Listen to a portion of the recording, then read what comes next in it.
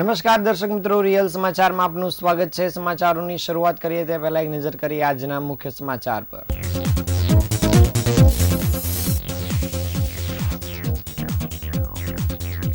સુરત શહેરમાં વધુ એક જર્જરિત બ્રિજનો ખુલાસો। હજીરા રોડ પરનું ક્રિપ્કો રેલવે ઓવરબ્રિજ ભયજનક સ્થિતિમાં। શહેરના દશામાના ભક્તો માટે પાલિકા દ્વારા વિવિધ 5 જગ્યાએ કૃત્રિમ તળાવો બનાવાયા। લિંબાયત વિસ્તારમાં મોડી રાત્રે હત્યા। તીક્ષ્ણ હથિયારથી હુમલો કરીને અજાણ્યા શખ્સો ફરાર। શહેરમાં ચાલતા ગેરકાયદેસર ગર્ભ પરીક્ષણનો પર્દાફાશ। ડોક્ટરની ધરપકડ કરવાની સાથે મશીન કરાયા સીલ। આંગણવાડી બહેનોના હક માટે ગાંધીનગરમાં રેલીનું આયોજન। 4 ઓગસ્ટે નારી શક્તિનો પરચમ લહેરાવાશે। સુરતની રાજપોર જેલ ખાતે બંદીઓ માટે વિશેષ નવી લાઇબ્રેરી શરૂ કરાઈ।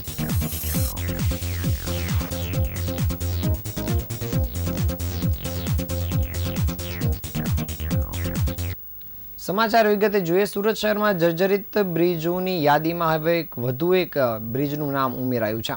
હજીરા રોડ પર આવેલ ક્રિપ્કો રેલવે ઓવરબ્રિજના પિલરના ભાગમાં લોખંડના સળિયા પણ બહાર આવી ગયા છે, જે ગંભીર દુર્ઘટનાને આમંત્રણ આપે તેવી સ્થિતિ સર્જાઈ છે।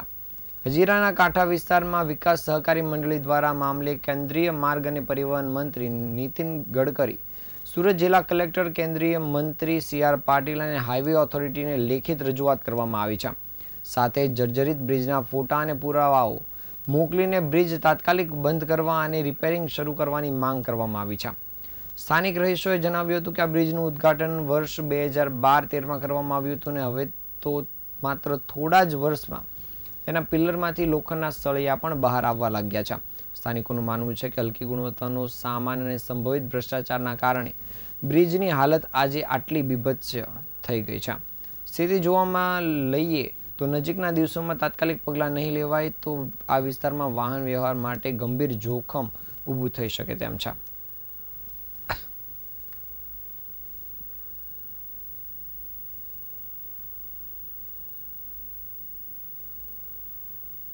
પરિસ્થિતિ એટલી ખરાબ થઈ ગઈ છે કે અહીંથી જવા માટે પણ વ્યક્તિ ઓપ્શન શોધે છે, પણ કોઈ ઓપ્શન છે ન રહે। અહીંયાના એરિયામાં 11 ગામ આવ્યા છે। 11 ગામને મોટી મેડિકલ ફેસિલિટી માટે સુરત શહેરને જોડતો એકમાત્ર રસ્તો છે, તો એ રસ્તાની પરિસ્થિતિ એટલી ખરાબ છે કે માણસોને આવતા જતા બી વિચાર આવે છે અને ગમે ત્યારે મોટી દુર્ઘટના થઈ શકે એવું છે। એટલે આપણે રસ્તો બ્રિજનો જલ્દીથી જલ્દી એનું ઇન્સ્પેક્શન કરવામાં આવે અને એનો રિપોર્ટ જાહેર જનતા માટે બહાર મૂકવામાં આવે કે પબ્લિકને ખબર પડે કે બ્રિજની મજબૂતાઈ કેટલી છે અને પબ્લિકને અવર જવરમાં યુઝ કરવો જોઈએ કે નહીં કરવો જોઈએ। સુરત શહેરમાં દશામાના ભક્તો દ્વારા ખૂબ મોટી સંખ્યામાં પ્રતિમાઓની સ્થાપના કરવામાં આવતી હોય છે। 10 દિવસ દરમિયાન મહિલાઓ ખાસ કરીને વ્રતનું આયોજન પણ કરતી હોય છે અને ગણેશજીની જેમ દશામાની પણ સ્થાપના કરવામાં આવે છે અને ત્યારબાદ તેનું વિસર્જન પ્રક્રિયા પણ કરવામાં આવે છે। હાલ કોર્પોરેશન દ્વારા વિસર્જનને લઈને તૈયારીઓ શરૂ કરી દેવામાં આવી છે। શહેરભરમાં ભક્તો દ્વારા દશામાની 27 જુલાઈથી સ્થાપના કરવામાં આવી છે અને 3 ઓગસ્ટે દશામાની પ્રતિમાનું વિસર્જન કરવામાં આવશે। આ વિસર્જનમાં લોકો ખૂબ મોટી સંખ્યામાં જોડાતા હોય છે। વર્ષો પહેલા તાપી નદીની અંદર જ દશામાની પ્રતિમાનું વિસર્જન કરી દેવામાં આવતું હતું, પણ તો હવે પર્યાવરણની સુરક્ષાને ધ્યાનમાં રાખીને માતાની POPની મૂર્તિઓ તાપી નદીમાં વિસર્જિત ન કરાતા હવે કૃત્રિમ તળાવની વ્યવસ્થા કરવામાં આવી રહી છે। સુરત મહાનગરપાલિકા દ્વારા કૃત્રિમ તળાવ માટેની વ્યવસ્થા કરવામાં આવશે અને હાઈકોર્ટની ગાઈડલાઈન મુજબ વિસર્જન માટેની વ્યવસ્થા પણ કરવામાં આવી છે। વિસર્જન પર્યાવરણની જાળવણીના ભાગરૂપે કૃત્રિમ તળાવમાં જ દશામાની મૂર્તિને વિસર્જિત કરવા માટેનો નિર્ણય લેવાયો છે, જેને પગલે સુરત શહેરના વિવિધ 5 વિસ્તારમાં કૃત્રિમ તળાવ તૈયાર કરવામાં આવ્યા છે।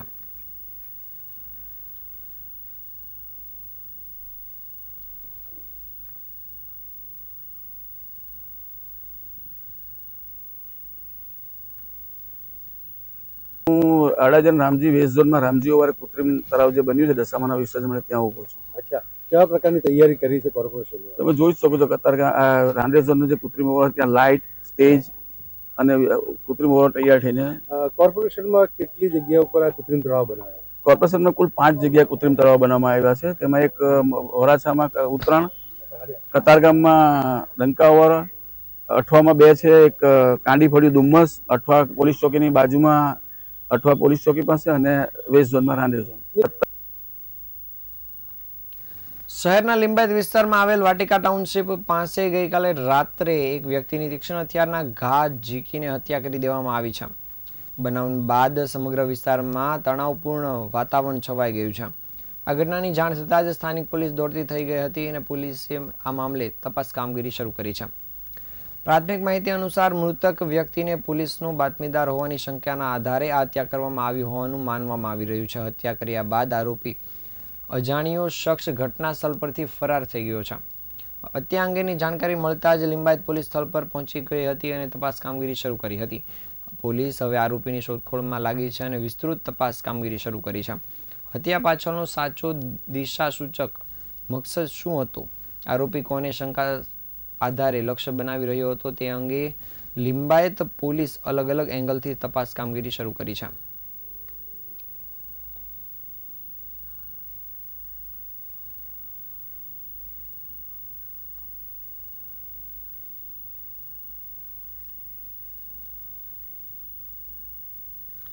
સુરતના અમરોલી વિસ્તારમાં ગેરકાયદેસર રીતે ચાલી રહેલા ગર્ભ પરીક્ષણના રેકેટનો પર્દાફાશ થયો છે. શહેરના કુસાડ વિસ્તારમાં આવેલ શિવમ હોસ્પિટલમાં ગેરકાયદેસર ગર્ભ પરીક્ષણની વિગતો બહાર આવતા જ તંત્ર દોડતું થઈ ગયું હતું.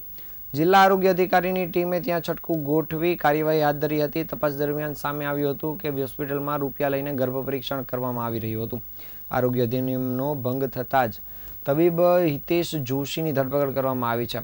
ડૉક્ટર હિતેશ જોશી BHMSની ડિગ્રી ધરાવે છે અને છતાંય તે ગર્ભ પરીક્ષણ જેવા વિશિષ્ટ તબીબી કામમાં સંકળાયેલા હતા. સ્થળ પરથી સોનોગ્રાફી મશીન પણ સીલ કરવામાં આવ્યું છે.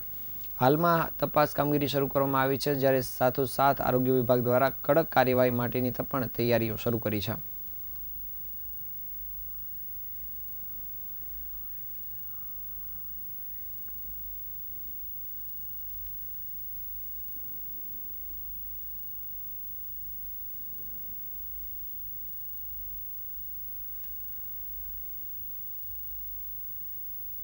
હું doctor Anil Patel, district appropriate authority cum chief district health officer Surat. Shivam hospital અને ICU હોસ્પિટલ જે અમરોલી વિસ્તારમાં આવેલી છે, એમના વિરુદ્ધમાં એક સામાજિક કાર્યકર્તા અને જાગૃત નાગરિકે ફરિયાદ કરી હતી.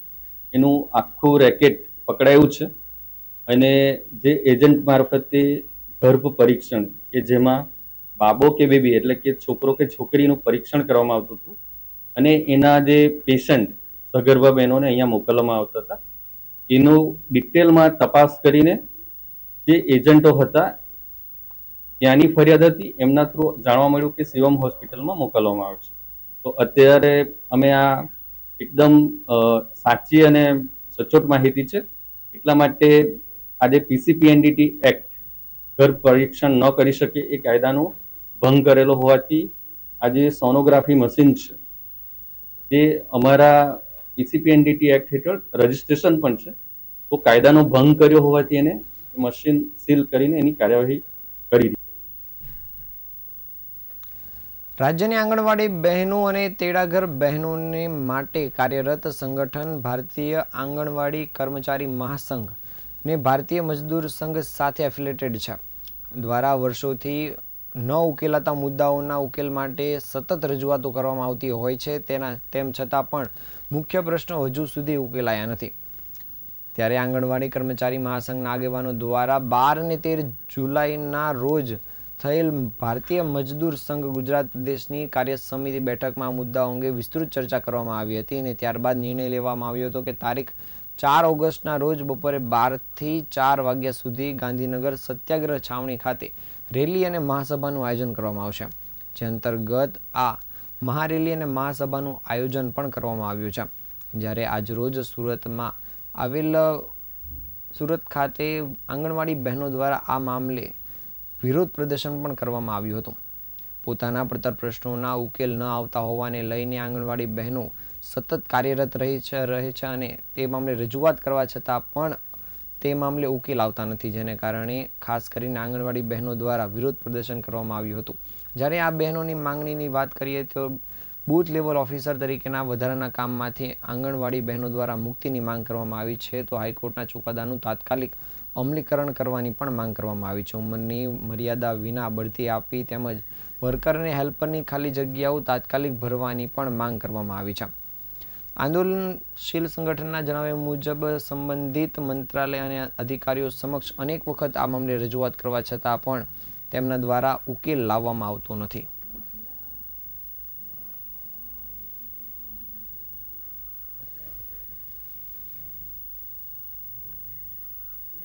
ચાર તારીખે સત્યાગ્રહ સાવણી રેલી માટે જવાના છે અને આ બીએલઓની કામગીરી સોંપવામાં આવી તેના માટે અમે ગાંધીનગર જવાના છે. એના માટે આજે ગાડી ભેગા થયા છે. ગરબા રમીને તમે વિરોધ કર્યો? હા, તે ગરબા રમીને અમે વિરોધ એટલે કર્યો કે મારી બહેનોને જે બીએલઓની કામગીરી સોંપવામાં આવી છે એ મારી બહેનો ગવર્મેન્ટ કર્મચારી નથી કે મારી બહેનોને આ ઓર્ડર આપે બીએલઓના. ખરેખર મારી બહેનોને આપવું જ નહીં જોઈએ અને એ જે આપવું જોઈએ કામ એ સરકારી કર્મચારીનું છે, એ મારી આંગણવાડી બહેનોનો નથી. પૂરી ગુજરાતની બહેનો આના માટે વિરોધ કરી રહેલી છે. એટલે અમે 4 તારીખે સત્યાગ્રહ સાવણી જવાના છે અને એમએમવાયનો સ્ટોક જે આંગણવાડી પર આવવો જોઈએ ખરેખર કંટ્રોલમાં આવે છે તો એ કંટ્રોલમાં નહીં આવવો જોઈએ. આંગણવાડી પર આવે તો બહેનોને સહખર્ચે લાવવું નહીં પડે અને 25-25 કિલોના કટ્ટા એ આંગણવાડી બહેનો જાતે ઉચકીને લાવે છે આટલી ઉંમર પ્રમાણે. પછી એફઆરએસ જે મોબાઈલ આપ્યા નથી સરકારે અને પોતાના મોબાઈલમાં મારી બહેનો કામ કરી રહેલી છે તો એનું કેવાયસી કરવાનું અને દર મહિને એ બહેનનો ફોટો પાડવાનો. આ બી એક સરકારે ખરેખર આંગણવાડી બહેનોને બહુ એમાં અમારો 1 મહિના જેવો સમય નીકળી જાય છે. એક જણને કરવાનો અમને અડધો કલાક થઈ જાય છે. તો ખરેખર આ એફઆરએસ પણ સરકારે બંધ કરવું જોઈએ અને જે હાઈકોર્ટનો ચુકાદો આવ્યો છે આંગણવાડીનો તો એનો લાભ પણ સરકારે આપવો જોઈએ છે. એ સરકારે અમને લાભ નથી આપ્યો અને જે અમને સ્માર્ટફોન જે આપેલા અમને તો 2019માં આપ્યા. અત્યારે અમને સ્માર્ટફોન આપવાના એમ કહેતા હતા અને હજુ સુધી અમને ફોન નથી આપ્યા. તો સરકાર તાત્કાલિક ફોન આપવું જોઈએ. પછી નાસ્તાના બિલો અમને એડવાન્સમાં ખર્ચ આપવો જોઈએ. એડવાન્સમાં ગ્રાન્ટ આવે છે છતાં અમને અધિકારીઓ એડવાન્સમાં આપતા નથી. તો એ 6 મહિના વર્ષ થઈ જાય તો એ અમને પૈસા મળતા નથી. અમે સુરતના લાજપોર જેલ ખાતે બંદીઓ માટે એક વિશેષ નવી લાઇબ્રેરીની શરૂઆત કરવામાં આવી છે. લગભગ 18,000 જેટલા પુસ્તકો ધરાવતી આ લાઇબ્રેરીનો ઉદ્દેશ બંદીવાનોમાં વિચારશક્તિ અને બદલાવ લાવવાનો છે. લાજપોર જેલના અધ્યક્ષ એન દેસાઈએ જણાવ્યું હતું કે અલગ અલગ સંસ્થાઓ દ્વારા પુસ્તક દાન કરવામાં આવ્યા છે અને દર મહિને સરેરાશ 2200 જેટલા પુસ્તકો ઇસ્યુ થાય છે. પુસ્તકોથી પ્રેરણા લઈ રહ્યા છે અનેક બંદીવાનો. એક બંદીવાન અશોક વાઘેલાએ જણાવ્યું હતું કે અમે પહેલાં કદી પુસ્તક હાથમાં લીધું ન હતું અને હવે વાંચવામાં રસ પડે છે. વિચારવાની દિશા બદલાઈ છે. તો બીજી તરફ જેલ તંત્ર દ્વારા દરેક બંદી કયું પુસ્તક વાંચે તેનો રેકોર્ડ પણ રાખવામાં આવે છે જેથી તેના વિકાસ પર નજર રાખી શકાય. વાંચવામાં અસમર્થ રહેનાર બંદીઓ માટે ઓડિયો લાઇબ્રેરી પણ ઉપલબ્ધ કરવામાં આવી છે જેથી દરેકને જ્ઞાન પ્રાપ્તિનો તક મળે.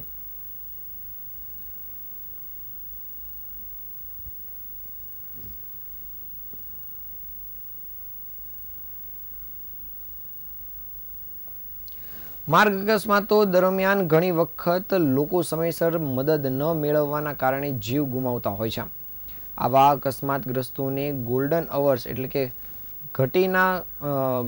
અકસ્માત ઘટ્યાના પ્રથમ 60 મિનિટમાં હોસ્પિટલ અથવા તો ટ્રોમા કેર સેન્ટર પહોંચાડવી જીવન બચાવનારી સાબિત થઈ શકે છે.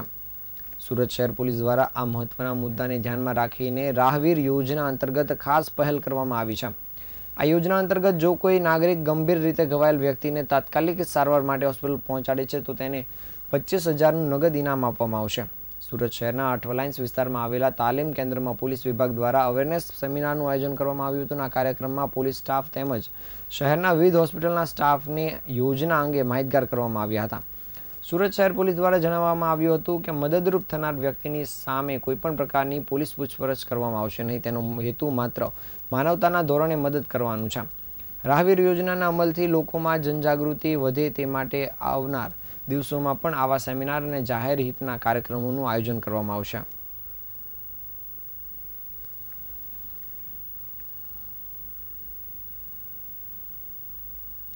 સુરત શહેર પોલીસ દ્વારા ભારત સરકાર અને રાજ્ય સરકાર તરફથી રાહવીર યોજનાનું અમલીકરણ કરવામાં આવેલું છે. આ યોજના એ સૌપ્રથમ ગુડ સમ્રાટી એવોર્ડ નામે ઓળખાતી હતી હવે આ યોજના એ રાહવીર યોજના તરીકે ઓળખાશે. આ યોજના હેઠળ આજે સુરત શહેરના શહેરીજનોને આ કાર્યક્રમ બાબતે અવેરનેસ આવે, યોજના બાબતે જાગૃતતા આવે તે માટે એક સેમિનારનું આયોજન કરવામાં આવેલું હતું, જેમાં સુરત શહેર ટ્રાફિક શાખા, આરટીઓ 108 અને સુરત શહેરની તમામ હોસ્પિટલો, સરકારી અને પ્રાઇવેટ હોસ્પિટલના અધિકારીઓ અને કર્મચારીઓને હાજર રાખવામાં આવેલા હતા. આ યોજનાનો મુખ્ય હેતુ એ જ્યારે કોઈ પણ અકસ્માત થાય અને ગંભીર ઇજામાં જો ગોલ્ડન અવર્સ દરમિયાન કોઈ પણ વ્યક્તિને હોસ્પિટલ પહોંચાડવામાં આવે તો તે વ્યક્તિનો જીવ એ બચી જવાની શક્યતાઓ ખૂબ વધારે હોય છે અને લોકોએ સામાન્ય રીતે આગળ આવી અને આ અકસ્માત થનારા કોઈ પણ વ્યક્તિનો અકસ્માત થયો હોય અને જો જાણકારી આપે તો તેમને 25,000 સુધીનું ઇનામ એ ભારત સરકાર અને રાજ્ય સરકાર દ્વારા આપવામાં આવશે. આ યોજનાનો લોકો વધુમાં વધુ લાભ લે અને સાથે સાથે આવા અકસ્માત થનારા જે વ્યક્તિઓ છે એમને સમયસર હોસ્પિટલ પહોંચાડી અને એમના જીવ બચાવી શકે. સાથે સાથે એવા અકસ્માત થનાર વ્યક્તિઓની જે પરિવારની સુરક્ષા અને પરિવારની જે ચિંતા એમની સાથે જોડાયેલી હોય છે એમાં પણ વ્યક્તિઓના જીવની સાથે એમના પરિવારની સુરક્ષા પણ કરી શકાય એવો મુખ્ય હેતુ છે આ રાહવીર યોજનાનો. અને આજે રાહવીર યોજનાની જાણકારી એ તમામ સુરતના શહેરીજનોને આપવામાં આવી હતી અને આ યોજનાના વધુ પ્રચાર પ્રસાર માટે તેના વિડીયો અને સાથે સાથે આ યોજના શું છે એની જાણકારી, એ પેમ્પલેટ, સાથે સાથે હોર્ડિંગ અને સુરત શહેરની જેટલી પણ કોર્પોરેશન દ્વારા સંચાલિત CCC+ કમાન્ડ કંટ્રોલ સેન્ટરની ડિજિટલ સ્ક્રીન છે એમાં પણ પ્રદર્શિત કરવામાં આવશે અને સુરતના જે સિનેમાઘરો છે એમાં પણ આ યોજનામાં વધુમાં વધુ પ્રચાર પ્રસાર થાય, લોકો પોતે પહેલ કરી આગળ આવી અને આવા અકસ્માત થનારા વ્યક્તિઓને હોસ્પિટલ સુધી પહોંચાડે તેવો આ યોજનાનો અને આ પ્રચાર પ્રસારનો મુખ્ય હેતુ છે. સુરતના અઠવાલાઇન્સ વિસ્તાર ખાતે આવેલી ZF વાડિયા વિમેન્સ કોલેજ દ્વારા સાયબર ક્રાઇમ સેમિનારનું આયોજન કરવામાં આવ્યું હતું, જેમાં મોટી સંખ્યામાં વિદ્યાર્થીનીઓએ ભાગ લીધો હતો. આજ રોજ વિદ્યા મંદિર સોસાયટી સંચાલિત ZF Wadia women's college and NK Jota college of કોમર્સના સાયબર સેલ દ્વારા સાયબર ક્રાઇમ અવેરનેસ પ્રોગ્રામનું આયોજન કરવામાં આવ્યું હતું. કાર્યક્રમમાં સુરત ક્રાઇમ બ્રાન્ચમાંથી વૈશાલીબેન દેવરે, સુરત ડિસ્ટ્રિક્ટ કોર્ટમાંથી શ્રદ્ધાબેન શાહ, અભયમ ટીમમાંથી દક્ષાબેન બારિયા તેમજ નિશાબેન વલવી ઉપરાંત DHEW મહિલા અને બાળ અધિકારીની કચેરી સુરતના જેન્ડર સ્પેશિયાલિસ્ટ મહેશ પરમાર ઉપસ્થિત રહ્યા હતા. તેમણે પોતાની શાખાનું જ્ઞાન પીરસ્યું હતું તેમજ 250 જેટલી વિદ્યાર્થીનીઓએ ઉત્સાહપૂર્વક આ સેમિનારમાં ભાગ લીધો હતો. સંસ્થાના ઇન્ચાર્જ આચાર્ય જયેશ ચૌહાણ દ્વારા વિદ્યાર્થીનીઓને પ્રોત્સાહિત પણ કરવામાં આવી હતી. આ સમગ્ર કાર્યક્રમનું સંચાલન પ્રાધ્યાપિકા રીનાબેન દેસાઈ દ્વારા કરાયું હતું.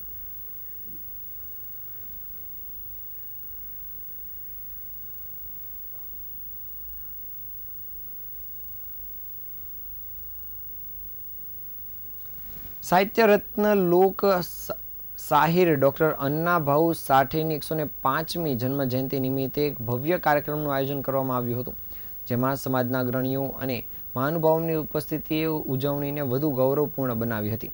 આ કાર્યક્રમનું આયોજન માતંગ મિત્ર મંડળ દ્વારા કરવામાં આવ્યું હતું અને તેમાં સમાજના અગ્રણીઓ, વડીલો અને મોટી સંખ્યામાં લોકો ઉત્સાહભેર જોડાયા હતા.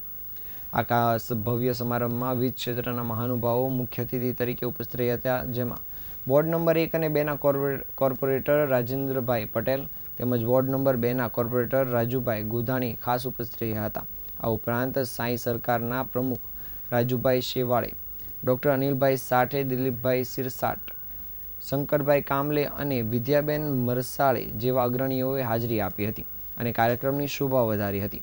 આ તમામ મહાનુભાવોએ ડૉક્ટર અન્નાભાઉ સાઠેના જીવન અને સમાજ પ્રત્યેના તેમના યોગદાન પર પ્રકાશ પાડ્યો હતો. આ કાર્યક્રમની સફળતાનો શ્રેય મુખ્યત્વે આયોજક સમિતિને જાય છે, જેમણે ખૂબ જ મહેનત અને લગનથી આયોજનની પાર પાડ્યું હતું.